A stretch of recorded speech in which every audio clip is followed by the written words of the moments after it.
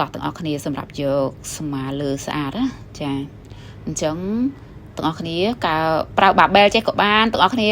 ប្រើឈើក៏បានប្រើដងរៃក៏បានអត់បញ្ហាឲ្យតែមាននេះដាក់ប៉ុណ្្នឹងមកដាក់ឲ្យត្រឹមក្រោមចកាយើងណាហើយដៃរបស់យើងគឺកាច់ចុះក្រោមហាមកាច់ទៅមុខពេកឬក៏ទៅក្រោយពេកឲ្យស្របខ្លួនយើងកាច់ទៅមុខមកតែកាញ់ដៃកាច់ចុះក្រោមរកដីបងហាមខ្ទប់ផ្លុំចេញអស់ឲ្យស្របមួយសកជាលើកឡើងលើស្របមួយសកជាទប់តិចតិចប្រាសេដុំតិចតិចផ្លុំខ្ជិះចេញចានេះឥឡូវមើលពីក្រោយម្ដងដកដង្ហើមចូលខ្ទប់ចាស្មាលើស្អាតស្មាលើដូចម៉ារិកាំងបងប្អូនទាំងគ្នាចាចេញប្រលាក់ស្មាស្អាតហ្មងយ៉ាផ្លុំខ្ជិះចេញចាទប់ដកដង្ហើមចូលឲ្យឈប់ផ្លុំដង្ហើមចូលតាមច្រមុះផ្លុំចេញតាមមាត់ណាអូខេឥឡូវយើងទៅហាត់តែម្ដងមកតោះ let's go ទាំងអស់គ្នាអាចធ្វើ8ទៅ10បានណាហើយយើងធ្វើវា3ជុំអូខេឥឡូវទៅហាត់ម្ដងឥឡូវមើលពីក្រោយណានេះឈរបើកជើងឲ្យប៉ិនតាគៀកដូចខុំលីឲ្យមានបើកធំឯណាតែបើកធំទាំងអស់គ្នាអត់សូវចូលក្បាលពោះទេយ៉ាបើកប៉ិនតាគៀកយើងបានតាគៀកយើងប៉ុណ្ណាបើកប៉ុណ្ណាតោះ3 2 1លើកដកដង្ហើមចូលសិនណា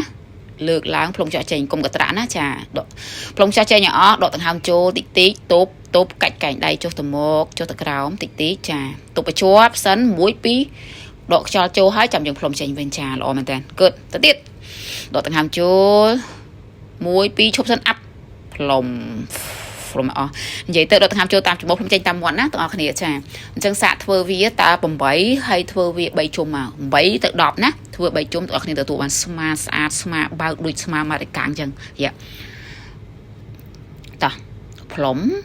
yes good keep going សំខាន់តម្លាក់ចុះយឺតបំផុតណាហើយដង្ហើមក៏ដូចគ្នាលើកឡើងលើនេះផ្លុំឲ្យអស់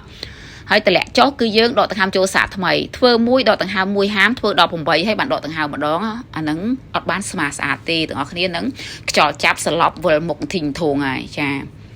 អឹបមកផ្លុំចាស់ចេញ yep good ទៅទៀតអូខេ good job អូខេបាយបាយជួបគ្នាវីដេអូក្រោយកុំភ្លេចអនុវត្តណាទាំងអស់គ្នា bye love you